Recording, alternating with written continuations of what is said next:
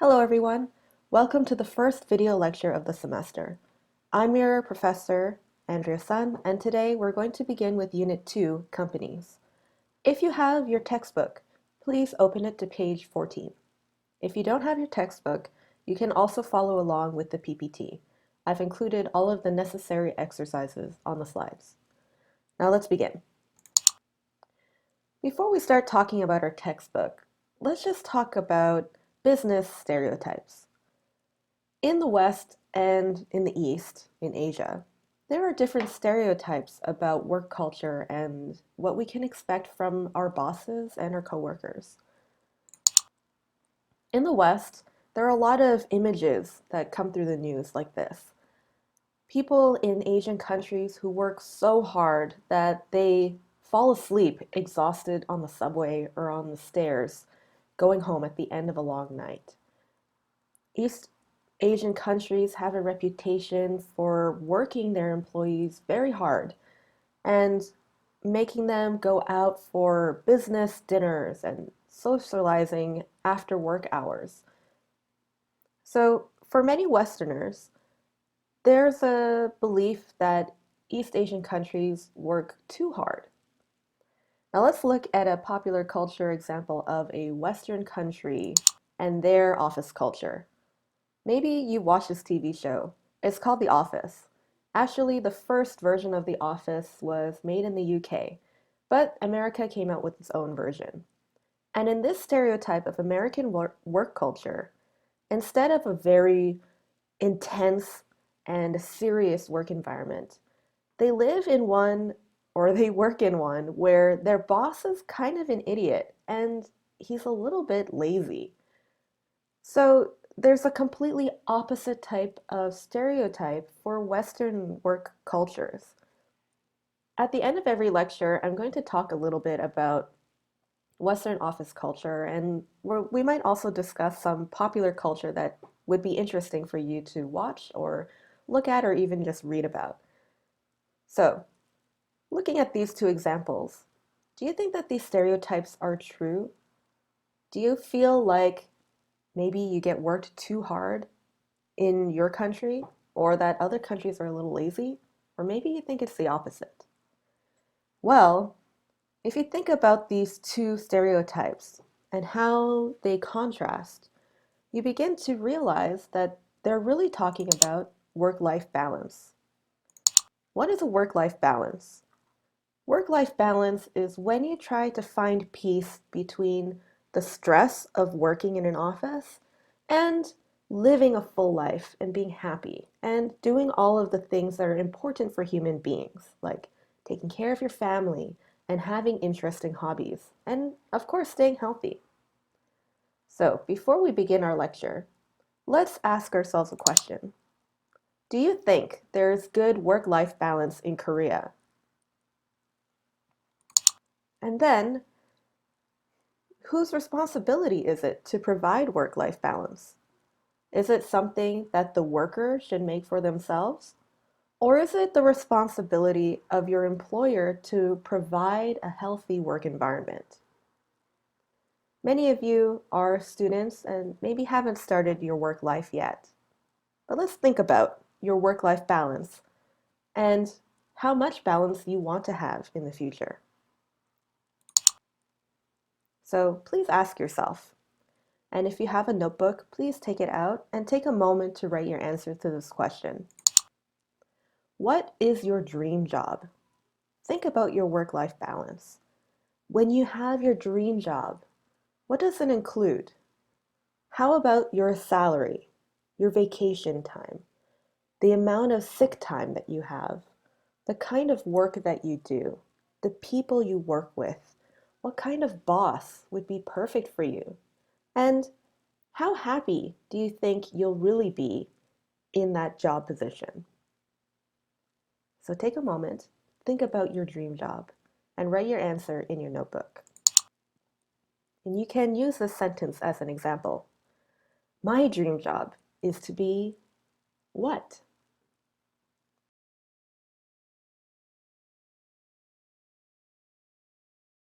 Now let's look in your textbook. On page 14, we have a little bit of a starting up section. It's a little introduction to our topic today. So the question on page 14 is, which of these companies would you like to work for? A family-owned business, a multinational company, that means a very big company that exists all around the world, or your own business and you want to be self-employed. That means you want to be your own boss. You have control over your schedule and you pay yourself. Now, this will tie in very closely to your dream job. Maybe you dream of opening your own chain of restaurants. Then you want to be self-employed. So think about your dream job. Think about the lifestyle you want to live. And then answer this question. Which one would you like to work for? Personally, I think that working in a family-owned business seems like a lot of fun. Just big enough and just small enough, and you get to know everyone really well. But what's your answer? Then, of course, we need to think about why. Why do you want to work at a family-owned business or a multinational company? What do you want for your future? Maybe you want to build a lot of earnings and save a lot of money. Then working in a big company can give you a lot of room to grow. But if you own your own business, you might have a lot of debt.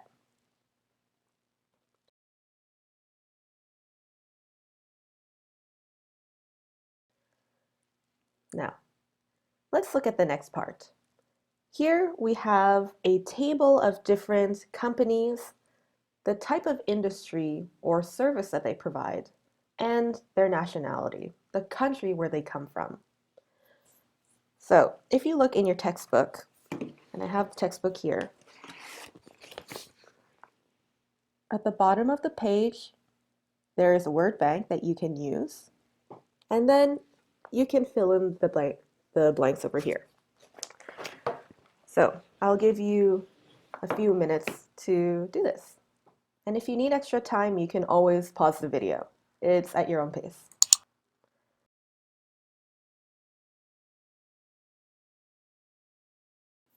Let's take a look at what the answers really were. So our first company is Cisco Systems. Maybe you've seen their sticker on laptops or other kinds of computer products. They're an internet equipment supplier from the USA. Now, how about a car manufacturer? You can look at the word bank, which is on the PowerPoint slide as well. Which of these is a car manufacturer? It's Toyota. Oh, where's my answer? There you go. It's Toyota. And where is it from? It's Japanese. How about Inditex? We know it's Spanish. Actually, Inditex is a fashion and retail company. Next, we have an American travel and financial services. Well, it's pretty easy. The word American is right in the name. It's American Express.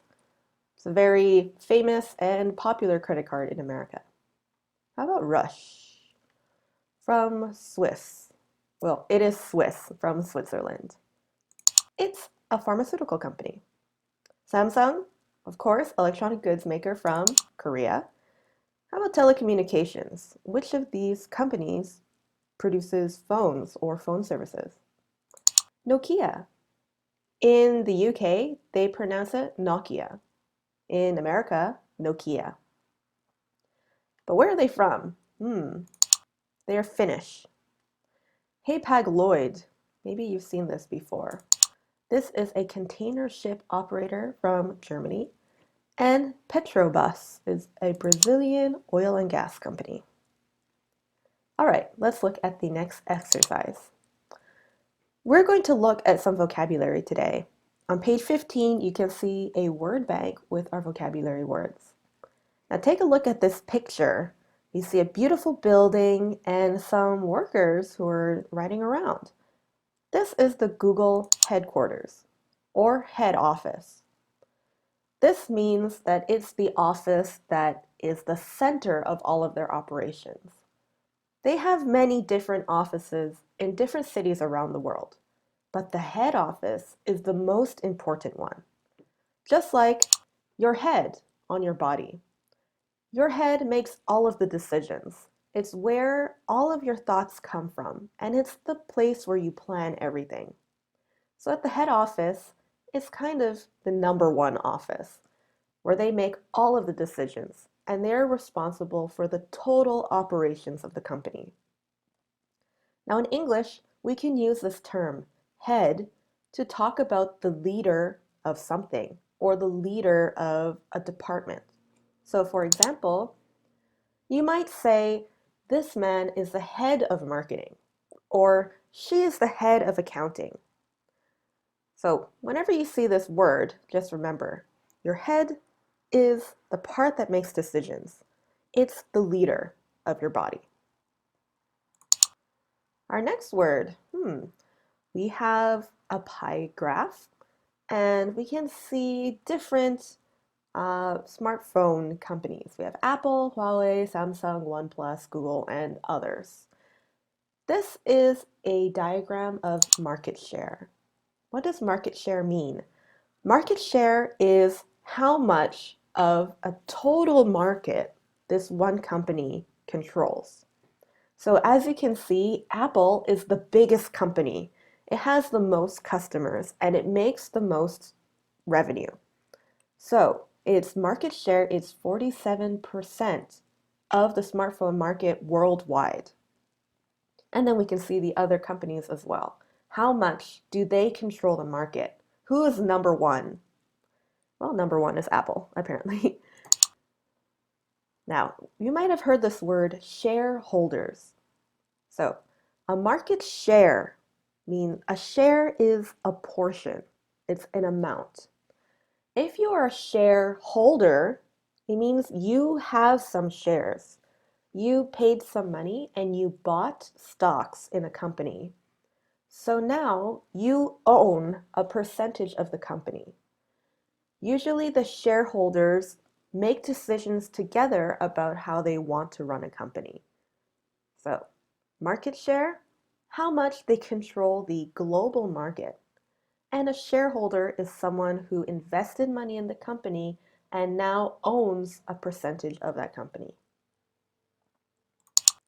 Our next word, we have a graph of two very popular app games, Clash Royale and Clash of Clans, not Cans. So we can see over time that their sales numbers have gone up very high. Clash Royale was a lot more successful. This is a picture of turnover. What does turnover mean? Another word for turnover is net sales. That means how much money they earned from sales after you remove discounts and returns. So let's say, for example, you want to sell sunglasses. The sunglasses cost $5.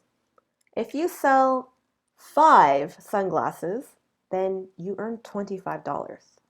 Oh, but wait. The sunglasses were 1 plus 1. So actually, you only earned half of the money. Your net sales or your turnover will be $12.50. So that is what your turnover is, your net sales. Next.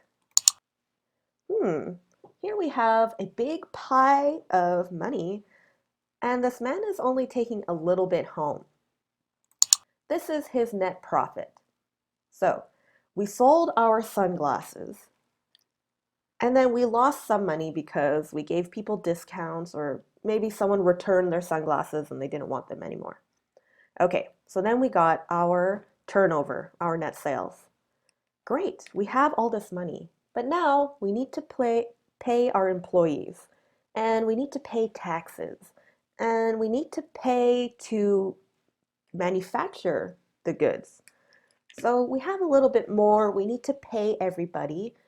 Then at the end, our money gets smaller and smaller and smaller, and the last piece that we get to keep is your net profit. So at the end of your business transaction at the end, when you calculate all of the money you need to take away, the last part you keep is your net profit. We also sometimes call this a net revenue. So profit and revenue have a similar meaning, but just pay attention to the word in front. There's net revenue, gross revenue, all kinds of different terms that are related but different. But anyway, today's vocabulary word is net profit. If you can't remember what is net, just think of a fishing net.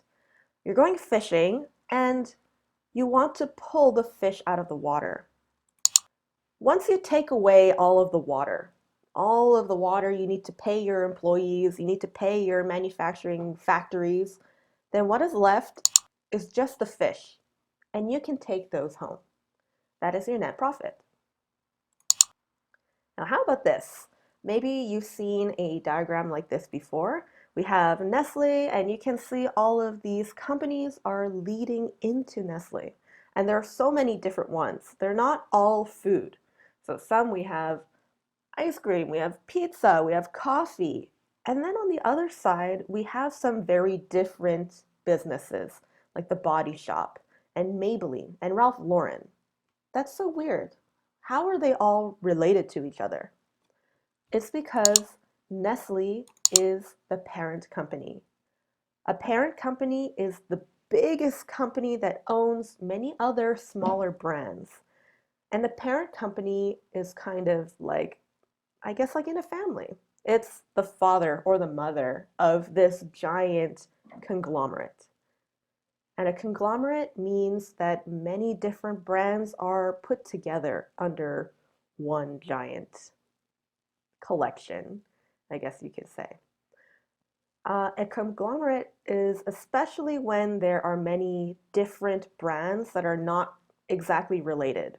So, for example, the Body Shop, which is skincare and hair care and cosmetics, the Body Shop and cat food. They're completely unrelated brands, but they're conglomerated together by their parent company, Nestle. Now let's look at this. Ooh, we see a graph. It's going up. That sounds good. And we can see the dollars are going up. This is the share price. So remember we talked about market share and we talked about shareholders? Well, if you want to be a shareholder, then you need to buy shares. Sometimes the shares are really expensive. That means that they're worth a lot of money. And when they're worth a lot of money, the company is being very successful. So if you're already a shareholder and you have many shares, you want the share price to go up. You really want the value of your company to go up. We can also kind of think of it as a stock price. Now, the share price and the share value are totally different things. They seem similar, but they're not. The share price is the cost of a single share. Let's say one share costs $10.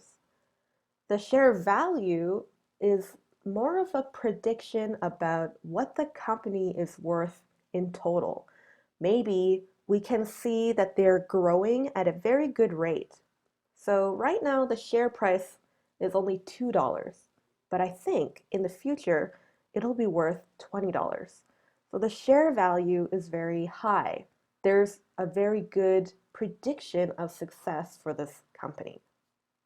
So remember, the share price is the actual dollar price, and the share value is a kind of prediction of how much the company is going to be successful. Now, back to our parent company. We saw Nestle here, and there were many different brands that are associated with it. What if we want to talk about the smaller brands? What if we want to talk about, let's look at the candy. We want to talk about Kit Kat, okay? We know Nestle is the parent company. Kit Kat is or Ralph Lauren, is the subsidiary. Sub means under. So the subsidiary is under the parent company, just like submarine under the ocean. So a subsidiary is a smaller brand under a parent company. And we also call this a child company. Okay, so think of your family. You have a parent and you have a child. And the parent makes bigger decisions for the child, right? The child is kind of doesn't have as much control over the whole thing. So we can see that Nestle has many different children, and all of the children are very different in the kind of product they provide or the different services that they give. Okay, now let's talk about you. When you join a company, what are you called? You are the workforce. And the workforce can talk about the workforce in a company, but we can also use this word to describe the workforce in a country or in a city or in an age group. So when you graduate from school and you join work, you join the workforce, it means that you stop being a student and now you are a full-time employee. So you guys are getting ready to join the workforce, or maybe you're already part of it. Okay, now let's do some exercises with the vocabulary. On page 15, you need to complete the sentences below with the words in the box, which are the words we just talked about.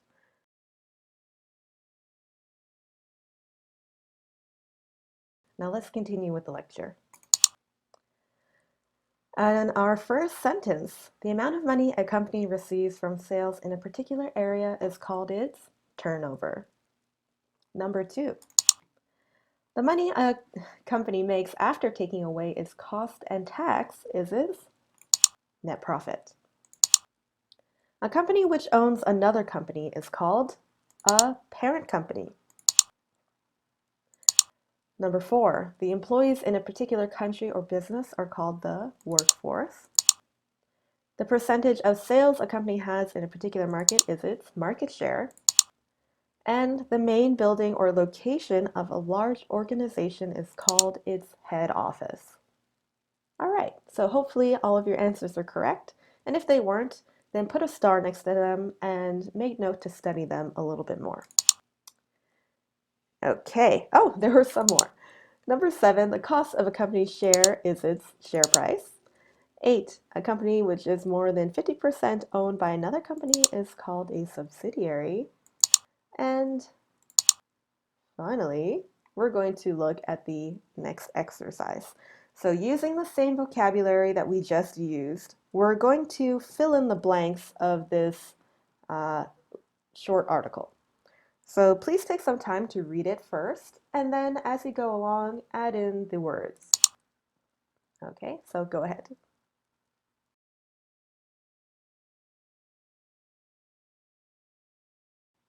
So, number 1, I am pleased to say that the parent company has continued its excellent performance. We are changing, growing, and doing well at a difficult time for the industry.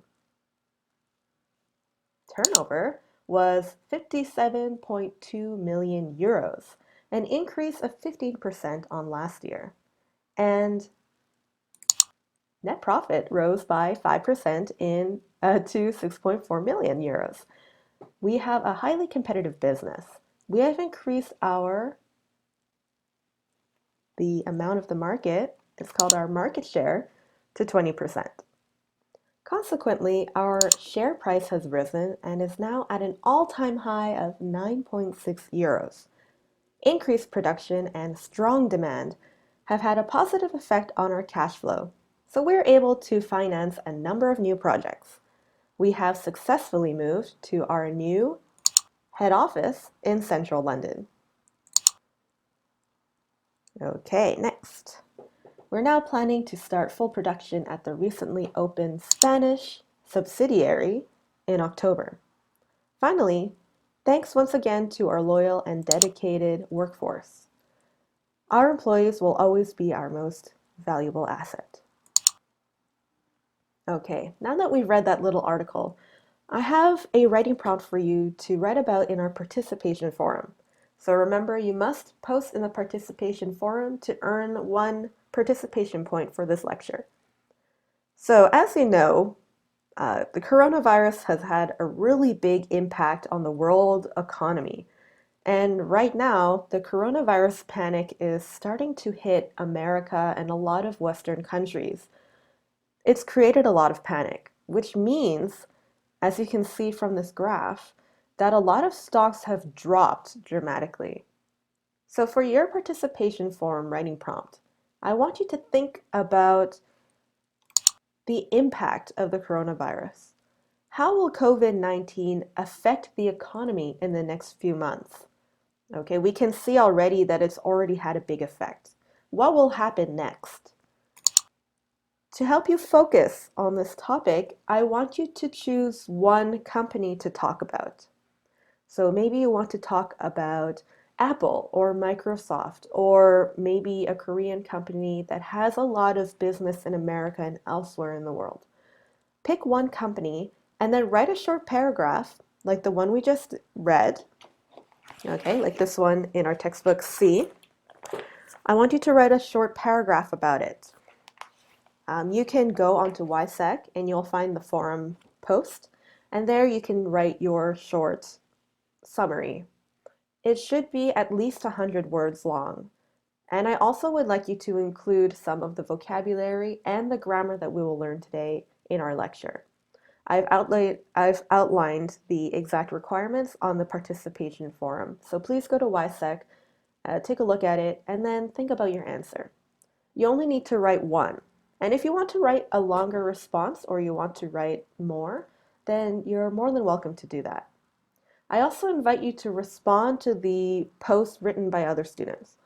So if one student decided to write about latte and you feel like maybe their prediction is wrong, or you want to add more to their prediction and say, I think that will happen and then another thing will happen too, then please go ahead. It would make a very interesting discussion and I would love to read what you write. So this is your participation forum for this week. Now, in your notebook, I want you to ask yourself and write your answer down. What is a company that is very successful and why? You can pick a company from anywhere around the world. It can be a family-owned business, it can be a self-made entrepreneur, or a very popular multinational company. It's your choice. And I want you to write a sentence like this. I think the company is very successful because, and I want you to think of at least 3 reasons why they're very successful. Is it because of how they treat their workforce?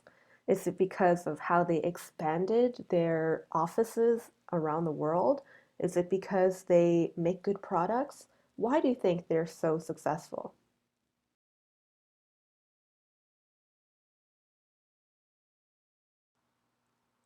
Okay, so hopefully you finished writing your answer and you thought really hard about what makes a successful company. Now we're going to move on to the listening part of our lecture.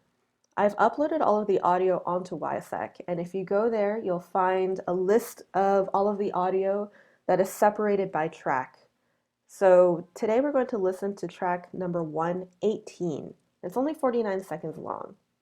So please pause the video, go to YSEC, and listen to this audio. After you finish, I want you to come back and correct the 6 mistakes in this paragraph. And then we're going to review the answers together.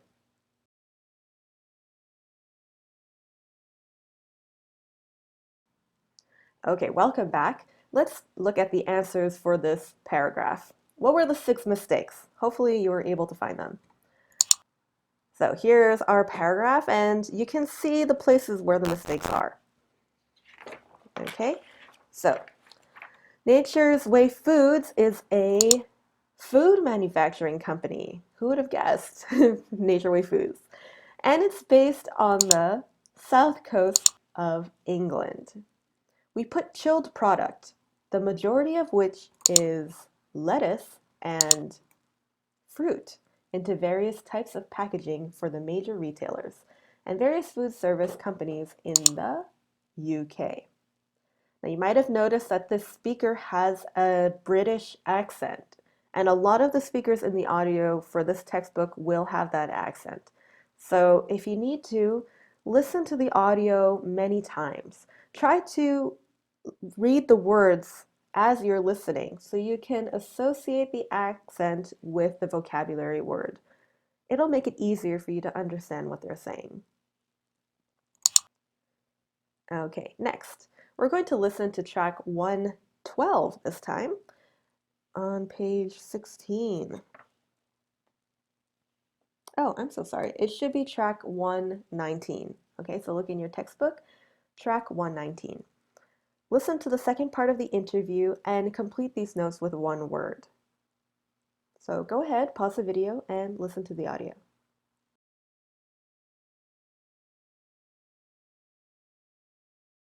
Okay, welcome back. Let's take a look at the one-word answers that you should have written for this section.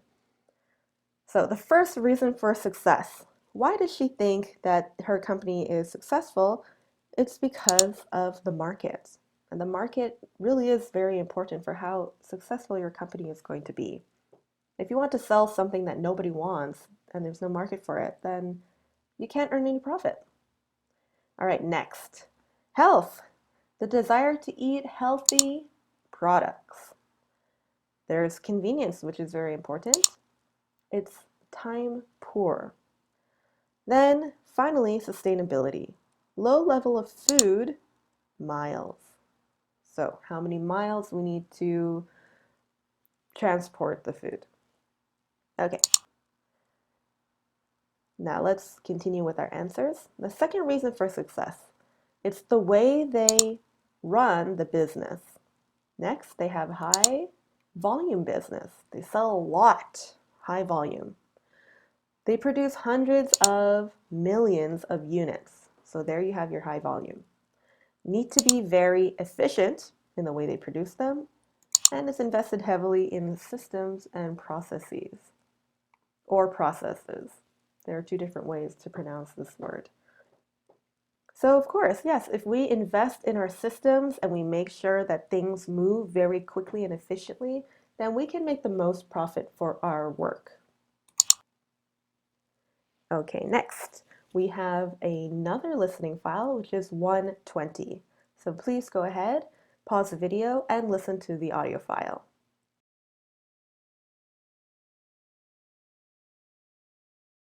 Now let's take a look at the questions and the answers that we need to write for each one. So number one, what are two things that Susan enjoyed the most about running a company? Let's take a look. And number two, what does she not enjoy about running a company? Okay, so hopefully you wrote a similar answer or you got the main idea of what she was saying. Okay, next, track 121, a successful company. Let's listen to the final part and I need you to complete this extract. Okay, so here is the extract. We need to fill in the blank.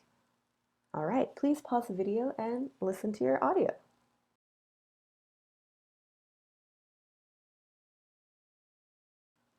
Okay, welcome back. Now let's look at the answers for this fill in the blank. What lessons have you learned from the companies you've worked for? I've learned a lot of lessons from the companies I've worked for. I think the key is that you have to make sure your people in the organization are engaged with the organization and have a clear understanding of what the organization is trying to achieve. In other words, your organization needs to have a strong mission, and that mission statement needs to be clear. People who work need to know why they're working. Why is it important? Why should I care? And why should I put a big effort into what I do? So here she's explaining that we need to make our mission clear to the people who work for us. Very important. All right, now let's look at the next extract section. If you can get that clarity of direction and enthusiasm in the people within the organization, then that will help move the business forward in itself. So when we're clear and we give good goals, people can feel energetic. They feel ready to achieve something, and that creates enthusiasm, and that creates success.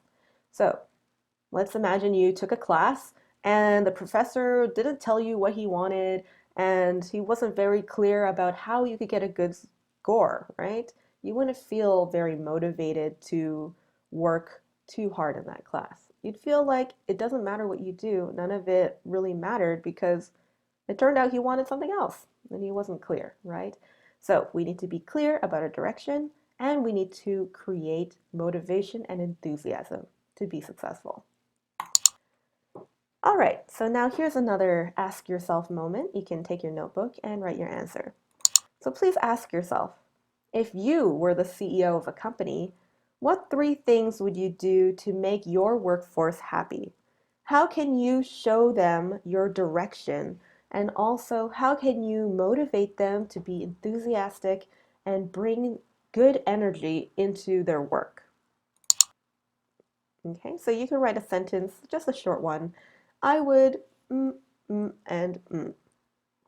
To help you, I have some suggestions here that you can look at. So have a short work week, maybe Fridays off. Give them a bonus, a flexible schedule, give them free lunches, give them long vacations, or have work parties.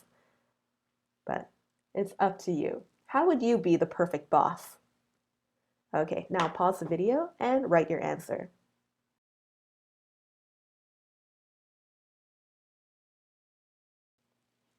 Okay, so next in this textbook, we have a little bit of reading.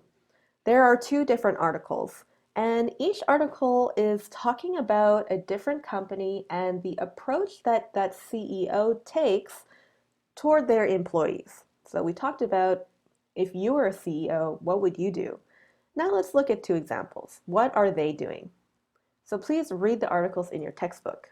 If you don't have the textbook, you can read it right here. So here's article number 1, and here is article number 2. Oops, number 2.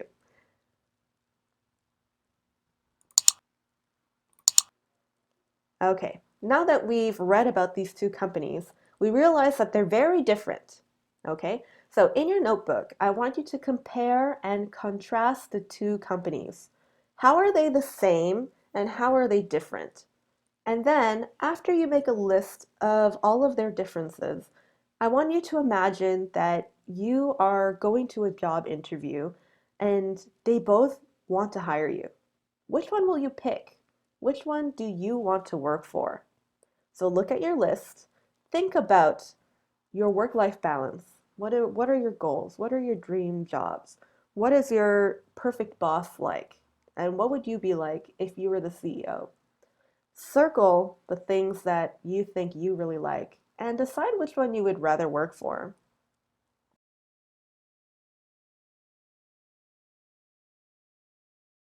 Okay, maybe you've made your choice by now. I think I would really love to work for John Lewis. They seem very open-minded and very modern. I like that they change it up and it's very different. All right, let's look at today's grammar. So today's grammar is on page 18. You can take a look. And we're going to talk about the present simple and present continuous tense. Maybe you've looked at these already before. Before we do our exercises, I just want to show you some grammar being used in a natural context. So here's a short article. This is Fraser Doherty. He is a young entrepreneur who found success by making jams from his grandmother's recipes. In 2007, Doherty's company partnered with a high-end supermarket. Now, Doherty's company is growing throughout Europe. Okay, now look at the red verbs. We have two present simple verbs, is, and one present continuous verb, is growing. How do you think they're being used differently? Think about the time that the verb is taking place. Is it a very long action? Is it something that is always true? Is it something that's just temporary? Let's think about that and look at our examples more closely. So, whenever we have a grammar verb tense, there are always three main forms: positive, negative, and question, right? Positive meaning we're making an affirmative statement. So, for example, I work. Yes, I work. This is present simple. Now when we make present continuous, we add a be verb. I am. And then we add ing. I am working. Ing. Present continuous. I work. I'm working. How about you work? You are working. He, she works. He, she is working. We work. We are working. You work. You are working. They work. They are working.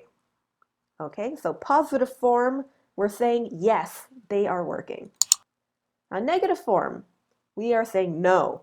So present simple, I don't work. Now let's change our present continuous. Remember, it's a be verb. I am not working. I am not working. How about you don't work? You are not working, or you aren't working. He, she doesn't work. He, she isn't working. We don't work. We aren't working.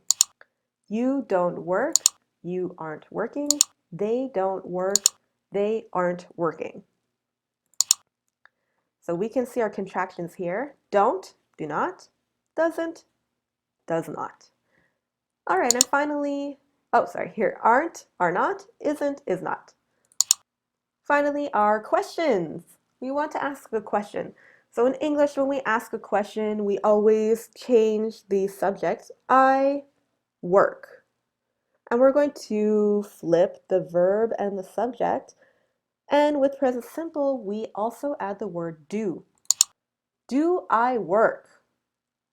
Now here, I am working.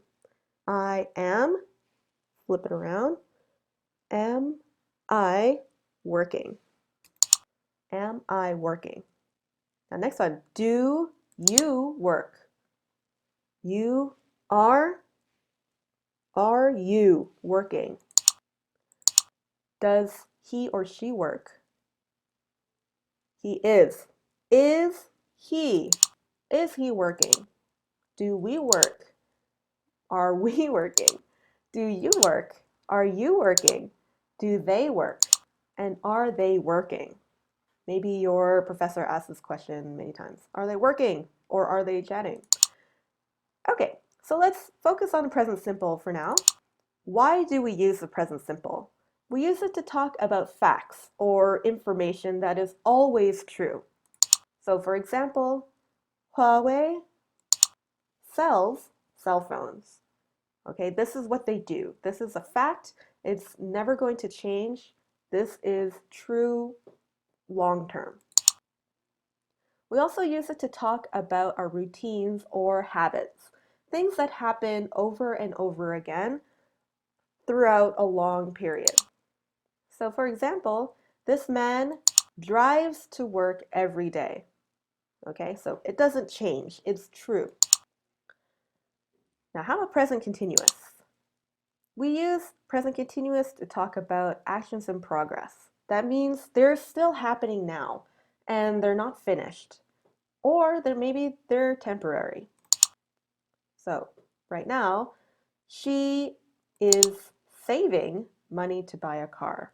So she's putting the money in her bank, but she's not finished yet. She needs more money. So she is still saving money to buy a car. We also use it to talk about a temporary situation. So let's look at her vacation plans. She is staying in Mumbai till the end of the week. So she has a kind of repeated pattern, right? So you might think maybe it's present simple, right? She lives in Mumbai. She stays in Mumbai. But that is going to end. So it's a long ending period. She is staying in Mumbai. We also use present continuous to talk about the future, our future plans, our future arrangements. So I'm sure you've heard this question many times. What are you doing? on Tuesday afternoon? Where are you going at 5 o'clock? When are you eating dinner tonight? These are questions about our future plans, and we can make answers that way too. Tomorrow I'm going to Seoul. All right, so now that we've had a brief overview of our grammar, please take a look at the exercise on page 18. When you're finished, you can unpause the video and we'll review the answers together.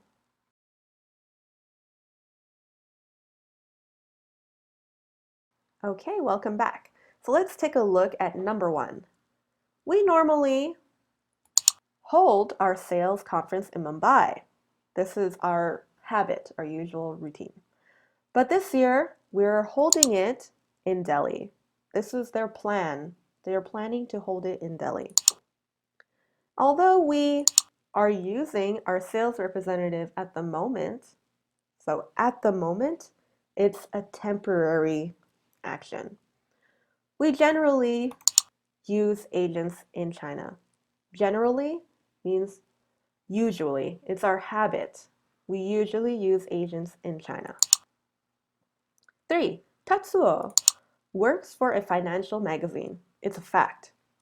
At the moment, he is writing an article on insider trading. He's not finished yet. It's a continuous action.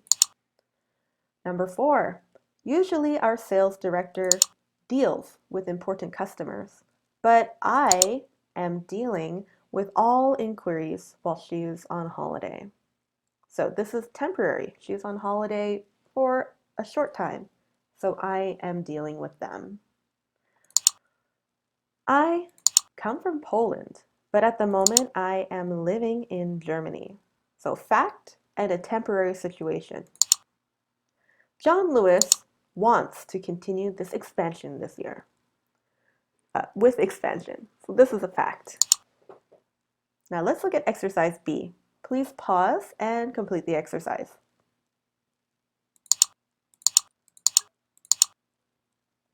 Okay, let's take a look. Number 1, we are one of the largest mobile phone retailers in Europe. It's a fact.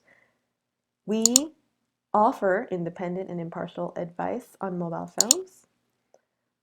We have more than 800 stores in 10 countries, and we are growing fast. We are still growing. We employ over 3,000 workers. Currently, we are considering the next stage in our development, and we are preparing for major growth outside Europe. We are looking for people who are reliable, confident, and enthusiastic. We need experienced people who want to work for an expanding company. And we offer a competitive salary and private health insurance. Okay, now usually in the classroom, we take a look at the case study at the end of every unit. So because we are online, you won't be able to work with a team member in person like we would in a normal class. So this case study is optional. I think it's really interesting and it's a very fun way to summarize everything that we learned. So if you're interested, please look at page 20. And normally we would look at this case study, we'll work as a team to make a small presentation, and then we will give that presentation in the class. And this is a good way to practice important skills like meetings and making a conference and presenting information, maybe in a board meeting. It's a good practice run. So you can do this on your own if you want. Write up your answers in the book or in your notebook. And the case study for this unit is about an ice cream company. Ooh, who doesn't love ice cream? So the question of this case study is, how can a popular ice cream maker increase sales? You need to answer that question. Now, because we won't do our case study as a group today, instead I'd like to offer an office culture moment. So there are many different types of popular media that you can look at to learn a little bit more about North American office culture and just Western office culture in general. Maybe you've watched some of these or seen the pictures before.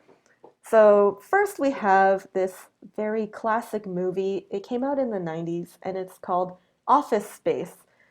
And there are a lot of office life memes that come from this movie. Next, we have Dilbert. This was very popular in the 80s and 90s. It still exists today, and it's a comic strip about this guy who works in an office, and his boss is kind of an idiot. Very similar, this guy is also kind of an idiot, and this guy's also kind of an idiot. So, a common theme in American media of office culture. So, here we have The Office again. We can see Michael Scott, who believes he's the world's best boss, but he's a little bit of a child. And here we have a documentary on Netflix that I highly recommend that you watch. This is based on a true event that happened called Fire Festival. And it's a really interesting story about viral media marketing and how a business can be created out of nothing and how it can also spectacularly fail. So, when you have time, please take a moment to maybe watch some of these or, investigate them. We'll take some time to talk about them in more detail later on. For today's culture moment, we're going to talk about dress code. What if you have an interview for a company and on that paper they tell you, please wear smart casual or please wear business casual? What does that mean? I think even a lot of native English speakers get confused about what exactly these words mean. So today I want to show you some examples of office social dress codes. So let's start on the far right. We have a casual dress code. So what does that mean? For women, let's start with women. She is wearing jeans. Okay, jeans are always casual. And in a lot of offices, they have something called Casual Friday, where every Friday people wear casual clothes to the office. And it's just a fun way to make your life interesting. So in our casual wear, we're wearing jeans and we have a more comfortable shirt, like a cotton t-shirt with a cardigan or cotton tank top. So in America and Canada and in the West, when you have a casual office, it's okay to show your shoulder and your arm. If you wear a wide tank top, usually it's okay. And she is wearing high heels, but in a casual office, you can also wear flats, and sometimes you can wear sandals or sneakers. It really depends how casual they are. A good example of a casual workplace is Google. Google is really famous for having an extremely relaxed work culture, and they encourage everyone to be very comfortable. Next, we have smart casual. Smart casual is kind of just a little bit cleaner and just a little bit more professional. It looks more like you're going out for a nice coffee date.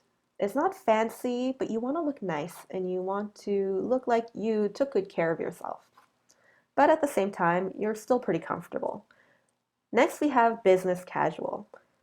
Business casual is probably the most common type of office dress code in North America. You want to look professional, but it's still very fun. So you can see she has some color, there's some pattern, some big fun jewelry, and she's just looks like very nice. And she looks like maybe she's even going on a very, very nice date to a nice steak restaurant. And then finally, we have formal business. This is a really serious look. Usually people wear these kinds of not uniforms. They wear these outfits to go for board meetings if they have a higher level job title. Maybe they're a CEO or a manager. They want to look very professional and very serious. So the colors are very limited, and she's not wearing very much jewelry. Instead, she just looks very clean. Everything is covered, right? She's covered her chest and her arms, and she looks very straight and narrow. Now let's look at the men. Men also have the same range. So let's start with casual again. So imagine you're working in an IT software company. You can wear something casual like this: jeans, sneakers, and this is very popular in North America, a graphic t-shirt with a jacket on top. So you can look like, you're hanging out at home, but we just put a jacket on to look a little bit more professional. And then, when you're done work at the end of the night, you can take your jacket off and now you're ready to go to the bar. Next, we have smart casual. You're still comfortable, but you just look a little more clean.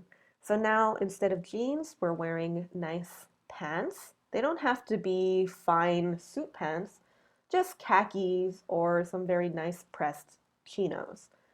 Also, the shoes have gotten a little bit nicer. So we're wearing a leather shoe, and on top, you can wear a button-up shirt or a sweater or a cardigan. It's usually smart casual. Then we have business casual. Business casual is looking a little bit more, a little tighter, right? So we have a button-up shirt. And now we have nice pressed pants and shoes, right? The shoes and the belt are very dark, very subtle. The colors are becoming more muted and there's less accessorizing. It's a lot more clean. And finally, our formal business. So here, this man is very formal. He's wearing a matching jacket and pant suit. He's also wearing a vest. So for men, you don't have to wear a vest, but they expect a tie and a jacket. This is formal business. Now you can also take your jacket off. So in business casual, he might wear a tie. They might wear a skinny tie. Here they're going to wear a more traditional tie and a very tidy jacket and very nice pants. And here you can see that this is a set. This is not a set. This they can mix and match the top and the bottom. So there you have it, our different dress codes in the office and the different examples of what you can wear. So which one is your style? Which one do you really like? Personally, for me, I really like smart casual and business casual. Sometimes I feel a little more fancy. So the next time you go to a job interview and you see the dress code written in English, you will know exactly what you need to wear. All right. Now, in summary for today's lecture, we, number one, talked about our work-life balance. What is the perfect job? How do you want to live your perfect life? Number two, we talked about companies, the types of industries that they're part of, the way they structure their work philosophy, and also their, their philosophies, their mission, what they want to do. Then for grammar, we talked about present simple and present continuous tense. And finally, we talked about our office dress codes in our office culture moment. That's it for today's lecture. I hope you really enjoyed it, and I'll see you next week. Or you'll see me, I won't see you. I'm just looking at a computer. Okay, thank you very much, and enjoy your week. Goodbye.